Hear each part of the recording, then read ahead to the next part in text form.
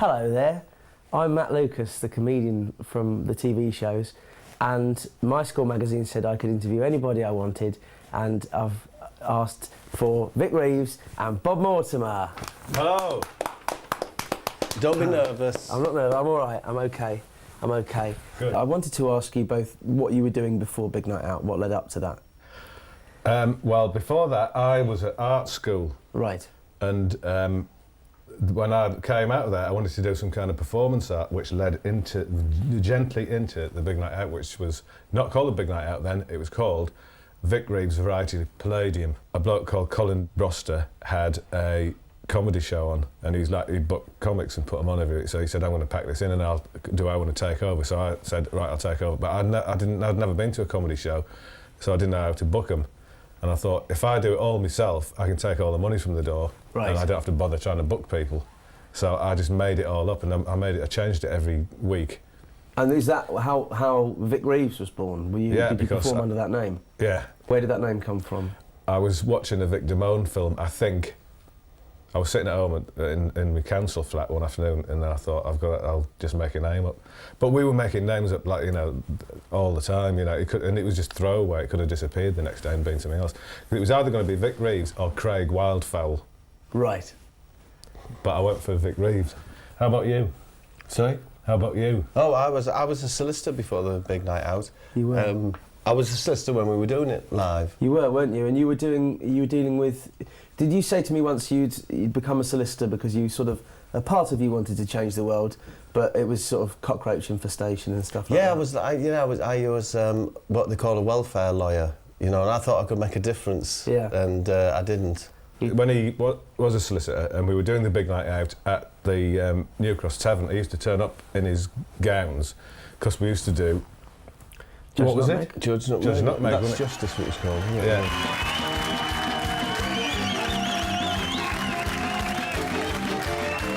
And then he'd go back and go to court the next day, and he was told to get out by the judge because his outfit stunk and was generally covered in some filth that we were throwing about on the stage. Really? Yeah. Oh, yeah! Let all people who have any manner of business before the twisted court of Judge Nutmeg gather forth and give me your attention! Right, Jingo, what do we want? When we did the Big Night Out on the telly, I just took, I think, 10 weeks off work, and then I was going to go back to work. That's right, yeah. So I never moved, but I just never ever went back, and I never had the wherewithal to actually phone up and say I am not coming back. So they're still waiting. In the wheel of justice, see how fast the bastard turns. I went to, I don't know whether there's a first or second Vic Reeves Big Night Out, when Right. Jim was doing it at the Goldsmiths Tavern, and it was Yeah. in a little room upstairs. And if my memory serves me right, when I went, I think there was somewhere between 8 and 12 people there. Well, probably mostly people you knew, Jim. Yeah. But every person who went, invariably next week, brought people with them. So it went from 11, 20, 40, 100, just bang, like that, and we moved downstairs to a bigger room. This was at a time when the comedy was just called not dull, and political stuff, and so, which is fine, but it's not my cup of tea. And it was gobsmacking. It was absolutely fantastic. You got really evangelical about it. Everyone, you became fanatical. You've got to come and see this fella. Glenn Tilbrook took me to see him. He said, you've got to see this guy, it's really funny. And I really liked him. And also, I remember going back to Vic's house and seeing his artwork. He's a brilliant artist. Let's have a look at the back, shall we? That's it, yeah. Right, Jingo, it's in Technicolor. That's the thing that drew me to him. That's why I thought this guy is great. He's a great artist, who happens to be very funny as well. How much work did you do during the week? Did this become your week's work then? Did you have another job at the same time? No, that's all I did. I would sit at my kitchen table and make things all week, like with cardboard and bits of cloth and that, and then wheel it all up. I used to have a wheelbarrow that I used to take things back and forth into the gig. Like bits of cardboard and sticks. You used to make Hammond organs out of fruit and veg and stuff, didn't you? Yeah, the Hammond organ, that was the thing we used to have on every week, and I would invite someone up onto the stage to play the Hammond organ, which was in that cardboard box. It was very, very funny. So you saw this, I saw and this, you yeah. immediately wanted to become a part of it. So I don't think I missed a Big Night Out after that. How long was when you it say you before want to be a part of it, it's a difficult thing to get across, because people these days will think of people wanting to make a hit show. And you know, Jim was like just messing about. Yeah. So when you say like, so that bloke there, Jim would ask, will you come up and do that? Will you come in? And one week I was there. Bob started to appear. Bob was just in the audience really to start off with at the Goldsmiths Tavern, and then he got friendly with Jim and was invited up on stage to tell us about his week at Camberwell Magistrates Court, because he was a solicitor. So they just used to have a chat on stage, and it was actually quite funny. So it got worked into the act, and then they started writing specific things together in the pub. Well, when Bob started to get more and more involved, I actually remember saying to Jim, you know, you found your only wise. And he said, what are you talking about? I said, but you're just so much like Eric and Ernie, especially with the glasses. And he couldn't see it for ages, and then he sort of picked up on it. Where's he gone? Where's he gone? Where have you gone, Nick? Where have you gone? They've got elements of Eric Morecambe and Spike Milligan in them. But the great thing is that they're themselves all the time. You know, it'd be no good if you were an Eric Morecambe impersonator or a Spike Milligan impersonator. Not that you could be that, but they have elements of those things. But then they're completely their own thing, and they're invented their own. And it's also that there's elements of Salvador Dali in there. You know. So you moved from the Goldsmiths Tavern to the Albany Empire, which held what, 350? 350, but there was a lot more squeezed in. And that's a big leap, isn't it, from about 60 in the Goldsmiths Tavern? Yeah. And then we thought, well, we're going to have to, you know, it's not just our mates now. We have to, you know, because at one point you told me, so the people from Hull have come down. The first time I saw Big Night Out, Charlie Higson had told me that he'd been to the Albany Empire, and he was infusing about these two Northerners. He said he must come down, and he tried to describe what he'd seen, and he got as far as a brie flattener. And I assume it was Bob, what it was, because I subsequently saw it, and Bob had flattened a bit of brie on a carpet tile. And that was enough for me. As soon as I heard that some brie had been flattened onto a bit, it only barely covered the carpet tile, I thought, that's the stuff. Are you going to regurgitate the Schutz to numbers? Only certain numbers. Right, and the numbers 1, 2 and 3. all right then. You want me to give the numbers? If you want him to regurgitate, I need the numbers. regurgitate the amount of shrimps. The amount of shrimps to the number that I give. No, he regurgitates a shrimp on hearing any of the numbers 1, 2 or 3. All right then. 1. Very good. 3. Very good indeed. When I first saw Big Night Out, it was one of those things you just thought, this is really, really funny, but you couldn't really describe it to anyone or explain why it was funny. It was just very bizarre. It was very clear that this was someone who had a very strong style of their own and was not trying to copy anyone else. I'm going to do a performance piece tonight. I'm going to play the part of the proletariat, right, the cheeky cockney barrow boy. And I'm going to take the part of the oppressor. I'm going to be a police officer in a police tug. But wait, Nick. The police in the police tug, right? I as the cockney barrow boy, but also as the whale, and in the rainforest. We still do a 3-hour show, which changed every week. We'd rewrite it, but we had, you know, stock things in it, which never transferred to the television. There was the 3 scrutineers, which was Bob, Mitty, and Kingy, and we were like the 3 musketeers. We had musketeers hats on, didn't we? But we were scrutineers. The 3 scrutineers, that's right. And we'd ask each other what we'd been looking at this week. And I was banana, wasn't I? And I just, whenever I answered anything, I had a banana on me. This week, I've been scrutinising the orphans who have been coming out of the orphan home. The truth of it is, Matt, we've always wanted to do the scrutineers again, but we can't actually quite remember what to do.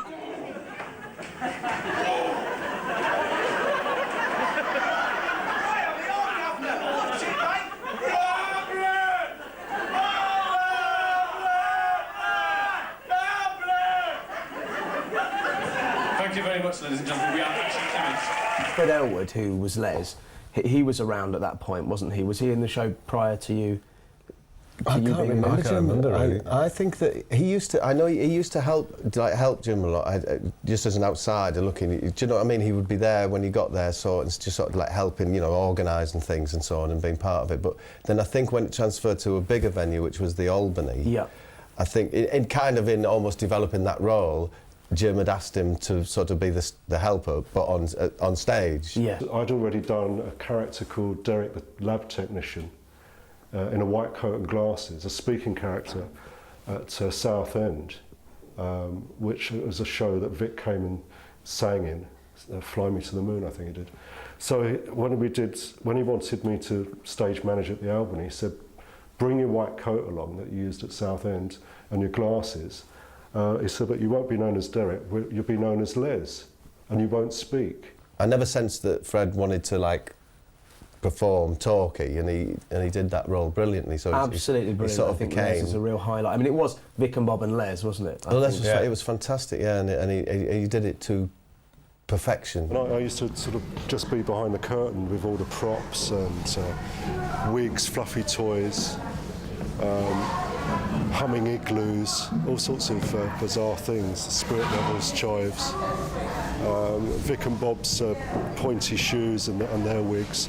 I mean, we used to be lined up on a table at the back with a list with a running order on. And there used to be a mad scramble for props, and I used to sort of be referee. I mean, you're obviously incredibly successful at the Albany Empire, packing it out. Was it every week? Oh, yeah. We did runs, didn't we, Jim? We did. Oh, yeah, well, it was every week. We do about 6 weeks, then have a rest, and then do another. Right, so one night a week there. Yeah. But then, what happened? Were you able to take any aspect of your act to other clubs? Because there's some story that you sort of got petitioned off. Well, we did. We tried it a couple of times, but realised... Because you were very, very successful, so people must have been saying, why don't you come and perform at Jongleurs or these sort of clubs? Well, we didn't. No, we did do a couple of them, and it was an absolute disaster. Actually, one was a funny one, though, because some agent at that time said, do I want to go on... I don't know, I think it was a bit pre-Big Night Out, but Suzanne Vega was on in Regent's Park. and says, do you want to come on? And it was at the outdoor theatre, and come and do the support.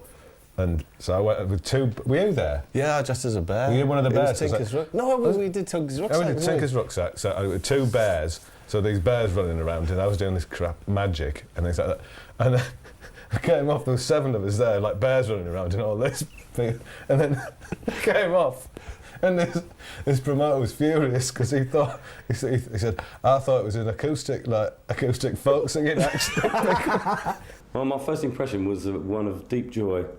Genuinely, we used to go every week to see him at the Albany Empire, and every week was fantastic. Even when they were crap, they were great. It was very sort of almost like clubby sort of thing, really. You know, it was cliquey, you know. Yeah. It was cliquey, wasn't it? And lots of comedians used to come. People like Jonathan Ross used to come, and isn't that right? People. Yeah, from there was the always industry. People were there all the time. There was lots of people. And Paul Whitehouse and Charlie Higgs. Well, how it used to work doing the live show before the telly was you'd turn up and Jim would give you a list of things he wanted you to do that night, usually unrehearsed and unprepared. As I say, the first thing I did on it was on Novelty Island. As far as I remember, it was the Slitherer. His first time on telly was as the Slitherer on the Big Night Out, wasn't it? In a black. But his first, because they used to come and do things on the stage at the Albany. Let's meet the Slitherer. And Charlie Higgs and I were trying to get our equity cards, because in those days you had to have an equity card before you could perform on telly. And you had to have done a certain amount of live work. And one of the conditions was that a bloke from equity came down and monitored how much work you did. So I had to tell him, what's the performance? You know, he's expecting some play or something. And I said, well, I'm going to be the Slitherer on Novelty Island to the Albany Empire. And he said, and what time? I said, well, any time really, between 9:16 and 9:18. You know. So, and you enjoy dressing up as a worm, right? That's right, yeah. And slithering through the undergrowth. Slither, slither, slither, slither, slithering through the undergrowth. In an attempt to assist police, right? I came on, did 30 seconds of slithering, a load of bin liners, and fucked off, but got my equity card. Unofficially, but you only do it to Morse code. Exactly. To the sound of Morse code. Exactly right. Well, if you'd like to come out here, I'll make an exception tonight and let you out of the paddock. We have got a special dispensation tonight for the Slitherer. What he's going to do is slither right across the stage to the sound of Morse code.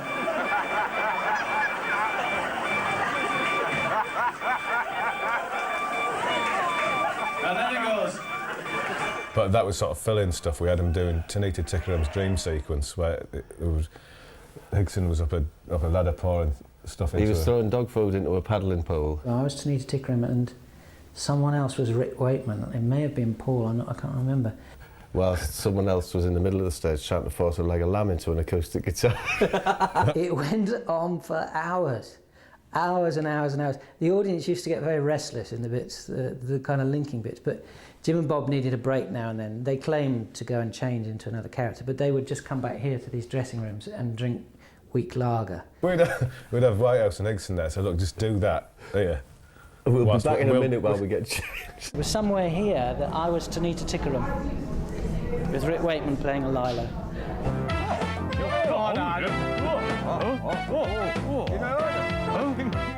It was very obvious to anyone who went to see Vic Reeves' Big Night Out that Jim was going to be hugely famous one day. What happened, of course, when the early shows were getting popular, is that you know, lots of people wanted to see them because they were great, but also people wanted to, well, how can we work this into television? You know, people were going to sign them. Should this so-and-so sign them? And that kind of got into an exciting thing. There was just a night, as I remember, without any pre-warning, that Jonathan, as I remember, that Jonathan Ross was there, and Alan Yentob was there, and Michael Grade was there. Jim and Bob never gave a toss about trying to pander to the media types. I mean, they'd be more likely to take the piss out of anyone important turning up than lick their arses. Knowing what you know now with hindsight, you realise that telly people would be really interested. But to us, it was gobsmacking. But you realise now that yes, people are always looking. So you never even dreamed that you could do this on television? It just wasn't part of it? No, it was nothing more. It kind of was. It was the highlight of the week for me. You know, like it was just Thursday night. He got very drunk. It was cool. It was just that's as far as it went. Jonathan Ross and myself, we'd started Channel X to do the Last Resort talk show, and we'd been doing that for a couple of years and doing other bits and pieces. And when we went down to Deptford to see, you know, the Big Night Out, we just thought this would possibly, you know, make a fantastic TV show. And we didn't know how. I mean, because it was 3 hours long. It's yourself, no, not me. Since you announced the competition in the popular press, people, the first is in my hand always. This fetching number here. Beautiful. What's that? I'm not quite sure. I can't sort of express too much how much a fan I was really of it. It was, and Charlie and I were we were quite purist about it, and we thought when they were talking about, you know, doing it on telly, we were like, you have to keep it 3 hours long, this ramshackle nonsense, you know. And I think it was someone at Channel X, I can't remember who, said, no, just do it half hour, and we were quite indignant, you know. It's just like, you know, it's like tinkering with smoke on the water or something, you know. I was absolutely appalled that they were saying they were going to do it as a half-hour show. I thought, how can you possibly get the whole essence of this fantastic 3-hour live show into half an hour? I thought you'd have to lose a lot. I love the smell of manure. I love the smell of the poor. I love the smell of Frank Muir. What we did was we condensed the things that we knew worked on stage and would work on television. So we had, and you know, we had to, because we were used to doing 3-hour shows and we'd ramble on, and we didn't have any there was no time problems with, you know, what we were doing on stage, but we had to get it all crammed into 25 minutes. So we had to rehearse it in respect of that. You also, as far as I know, had very limited time in which to record the shows, is that right? You had sort of 25 minutes, but you only had about an hour in which... I mean, I seem to remember... We just used to do straight through. I don't remember ever... I mean, so there's probably other people who could tell you produced it some, but I don't remember ever on Big Night Out doing, you know, a pick-up. the actual show itself was pretty well, we just left it alone, because you can't really tamper, with, or couldn't, still now, with really what Jim and Bob do. You either, you're a fan and you go with it, or you have nothing to do with it. They quite polarise people. So we just thought the best thing would, get a set, run it like it was a mini live show. People would, they would come on, the acts would come on. It'd run it almost in real time. I don't think any of them recordings took longer than about 40 minutes. You would just run the TV show all the way through, would you? Because we know now that we stop and start, don't we, Shooting Stars? But when you did Big Night Out, you'd pretty much just record it in. That was my memory, because we would be sprinting round the back to get changed, and you had to bang. It was. My guess would be, someone may tell you with. My guess would be that for those 30-minute shows, we probably recorded 40 minutes. We just banged straight through it. We were very athletic in those days. Right. And we could quite easily leap backstage and be dressed in another outfit within, I would say, about 12 seconds. Well, I would go on at the beginning of them, and it would be with the Germans. If you look, if I would have, say, a Graham, I don't know, whatever, whoever was coming on, Captain Bird's outfit. Underneath that was a Man with a Stick outfit, and underneath that was a Wavy Davy outfit or whatever. So that I just had to go through a door, come. So those door switch changes are real time. We didn't have to cheat them, I don't remember cheating. Occasionally you can see a slight. Yeah, there's probably a few, yeah. If Jim had to get changed, because Jim couldn't go on at the beginning wearing 3 outfits, do you know what I mean? There must have been times we had to stop. But now, what happens, I'm assuming, is as soon as you move to television, they bring in other people to work on the show, editors, producers, directors, and you suddenly start having to explain a lot of the things that you do, don't you, and justifying them. Did you find it hard Did you find it hard to get the live show onto TV? No, do you know what? No one knew what we were doing anyway. So it seems to work, and they know what they're doing, so let them do it. It didn't surprise me that they got a show like that on national television. I could see how it might have surprised a few people, but I mean, when you looked at the Tube, what a shambles that was, and how that was sort of made up as it went along, and some of the things that you've made that it's pretty odd. So nothing surprised. I think it's great that something like that got on. I think the Tube, in lots of ways, opened the door for experimental television of that sort. They thought actually people will watch stuff that isn't necessarily bang on professional or sharp, but people watch it because it's interesting and out there, and they don't know what's going to happen next. One of the things that went was fuck off Toff. Yeah. Well, yeah, I wonder why.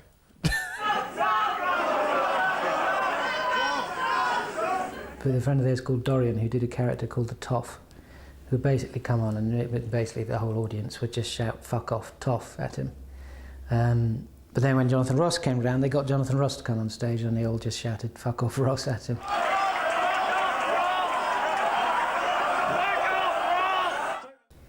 So that was their attitude towards celebrity. How many have you got there then? 3? Fuck off. When we took it onto the TV and condensed it all, it had a bit more sort of a narrative thing. Like, it was my show, but it was Vic Reeves' show, but he was incapable of holding it all together, and everyone else was sort of doing better than him and picking on him and things like that. Reeves, you neglected to include me in your last show. You forgot you were dealing with Lister. I have obtained an injunction from the Dutch courts. I've informed your producer, and I've also informed that little prat with the stick that you usually have on. I've got my own spot now, Reeves. Listen, you might learn something. It had that little family that seemed to sort of work together. Tell us how Novelty Island came about. Well, that was just a little talent competition that we used to have on at the Albany. And the first turn we're going to meet tonight at Novelty Island is a fella who simply goes by the name of Lionel Ridley. Lionel Ridley, who's a cashier from Leeds, and he's a document I remember burner. thinking it'd be funny if it was from behind a picket fence and people were trapped in there. It was great for the telly. It was an easy way to get half thought through ideas on and off quickly. Yeah. Those little ideas on Novelty Island would probably equal 10 minutes on a live show, wouldn't they? Those little acts. His hairstyle answers the call of the wild, and he got the idea after he startled Nicholas Witchell off the news. So there we are. And tonight you'll be posing the question, bra or pond? I was useless as a script consultant on their programme. I loved doing it. It was a fantastic job. But as I say, I'm a fan, so it was pointless. I'd walk in and just laugh at everything they did, and so I'd always say, "Don't forget to fall over." That was my only tip every week. Bob! Bob, I've fallen! But we would do something like, say, talcum powder and turnips. Yeah. Right? And the people making the show wondered whether they really wanted to be associated with it. You know, they would say, you know, like, please, not this. They would just come on in sort of bad leotards and just throw a lot of talcum powder around and throw turnips. And it wasn't particularly funny and would really screw up the set. They kind of had to trust us because they thought it was all bollocks. But it got to that state, you know, like producers like Alan, Mark, who's over there, would think, oh, this is all going so well. And then we'd come in and say, look, we want to do talcum powder and turnips. So we'd look at it and then sort of look up and think, I thought it was going so smoothly until I saw this. Is it hard to justify when you have those discussions? No, he must come on, we must have this prop.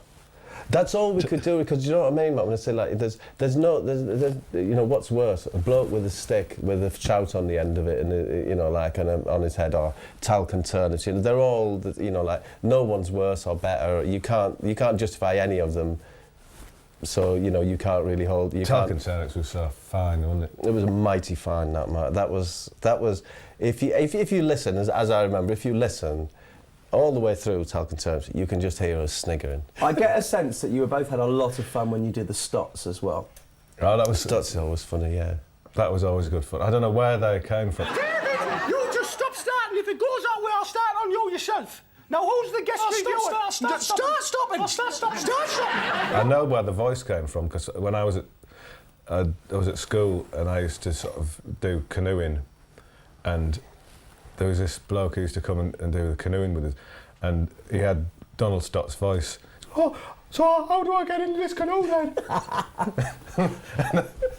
And I used to just be creased up in my canoe, like I had to do Eskimo rolls because I was laughing my head off. No, I don't think I can do that. What do we see when we meet a man with a stick? What's on the end of the stick, Vic? What's on the end of the stick, Vic? We cry out. I wonder, are you going to reveal what's on A big part of your comedy was catchphrases. Oh, you had to mention it, didn't you? No, you had to put that wet shirt on. It's a simple thing. You had to mention it. You wouldn't let it lie, would you? It's kind of the worst thing for someone to say to you that, because you think, oh, is that all you see? But that was part of the appeal, things like you wouldn't let it lie, and Lister had many. You're right fop, aren't you? All those catchphrases came out of something that wasn't a catchphrase initially, because we did try, I think in the second series, we tried to contrive them, they don't work. It has to be something that you just naturally say a lot. You know, with Man with a Stick, there was no what's on the end of your stick. I don't think. It was just that immediately you come out at the Albany Empire with a big stick. So, you know, I think this is right. You know, people, there'll be probably just one person in the first instance who says, what's the end of your stick? It's a pleasure to meet you. Lovely long stick there. And I wonder what we've got on the end of the stick tonight. As the ladies and gentlemen all cry out. And, you know, as I said, whenever we tried to contrive one, it didn't quite happen. Or alternative, probably more regularly, something that you couldn't possibly have spotted that was going to be a catchphrase. It just became, it's like, I'm saying your shopkeeper, you know, is far too elaborate. Yeah. That would have just been, it just said. Yeah, it would have just been said, phrase, but then then suddenly there's a certain appeal to that and people want to hear you. It's just like you say, you know, so. like in Novelty Island, that's very poor, that. Very poor. Very poor. Very poor indeed. And then that would just sort of, if you say something naturally over a couple of weeks, then it becomes a catchphrase. But that's how that evolved. Lister was fantastic. Well, he was my nemesis, and that's what it was all about, really. It was like my show, but it was always being attacked by a collection of nemesises, or nemesi. Victory is mine. You cannot deny the verdict of the ginger pop star's hair. The truth is out, Reeves. No longer the smug get, eh? Quality has prevailed, and the voices in my head are silenced. I think it was the last ever big night out. I think we had a prop section of the desk, which Jim was going to smash Lister over the head with at the end. And he went to the wrong end. And got a great big piece of... Oh, God, that hurt. Really but we used to really smack each other up as well. You know, there wasn't any. We made a decision. Look, if one of us is going to get hit, we have to hit each other. And we're going to see just how fast a bit of bar can go. I reckon we can get Mach 1. Because I don't know why. It was what it was. Our stupidity. Like we convinced ourselves that it's never as good if you don't actually hit, and of course it is. It just takes a bit of thought and camera angle and that. But we used to think it'll work if Jim really hits me, it'll look great. It doesn't always, but we used to. Yeah, I mean, we'd come away with wounds at the end of the night.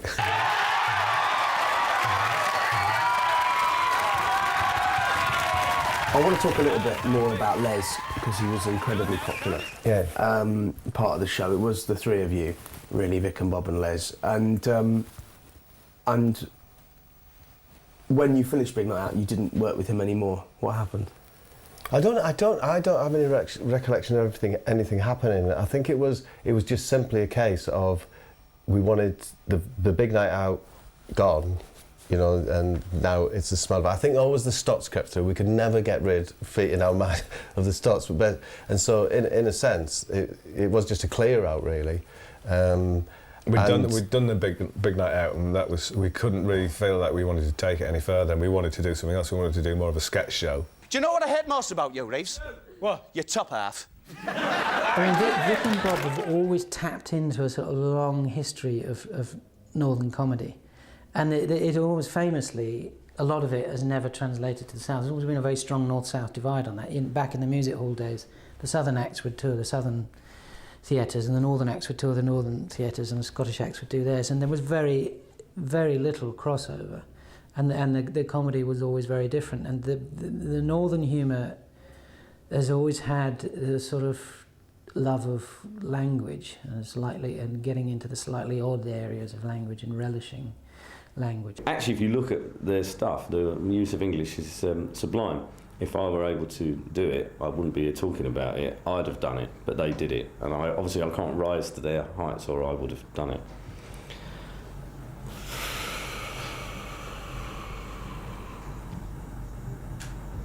If people would ask the question, was the Big Night Out comedy or performance art? It is comedy, essentially. But what's great about it, it's got its foot, it's got one little toe in the water of performance art, and it's got one, but sort of laughing as well, and one toe in the water of sort of surrealist comedy. The funny thing about Big Night Out on the telly is by the time they got to do it on the telly, they'd been doing it live for so long that you could see that they were almost slightly fed up with some of their own catchphrases. You wouldn't let it lie, for instance. Lie. You couldn't let it lie. You couldn't let it lie. Get off with it. It got into such bizarre, over-the-top realms on the TV that you sort of forgot where it had come from, and you could sense that really it was the kind of the full stop at the end of the Big Night Out was to do it on the TV, preserve it in that format, and then move on to something new. I don't know if it ended at the right time. I would like to have seen more Big Nights Out, I think, but they chose to move on, and I don't know why. I don't know what the reasoning behind it was for not doing any more. But we're only 2 series. Yeah. No, obviously I'd like to have seen a lot more.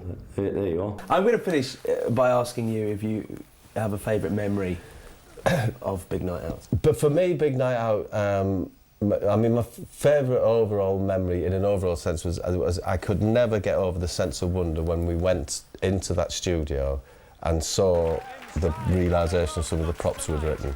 Every week that was just a joy to walk in there and see someone's interpretation, because we wouldn't give them much help. We'd send a little chitty in saying, could we have the world's biggest diamond with a puppy encrusted in it? and it was lovely seeing what they made of it, because we would never tell them anymore. But in terms of what was on the television, for me it has to be talcum powder and turnips.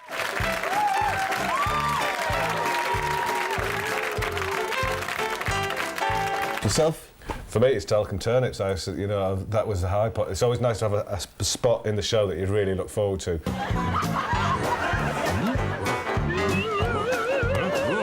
And you can drive it along and wait until you can go and do talcum turnips, because that was the peak. I think it's probably the peak of my entire career.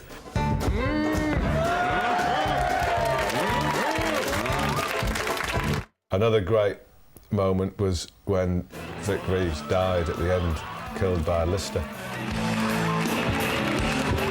He finally got the fop. Yeah. Lister. He finally won. I never doubted he would.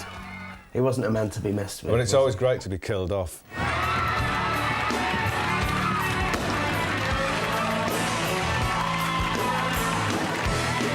It sort of sticks in my craw, but they're the best. They really are. For me, they're the best. That's it. I hate saying that, but they are the best. Well, thank you both very much indeed. Thank you, Matt, for your interest and your support pleasure. over the years. Thank you, thank you. Thank you, and goodbye. Thank you, and bye-bye. Well, that's nice, isn't it? Thank you, Matt.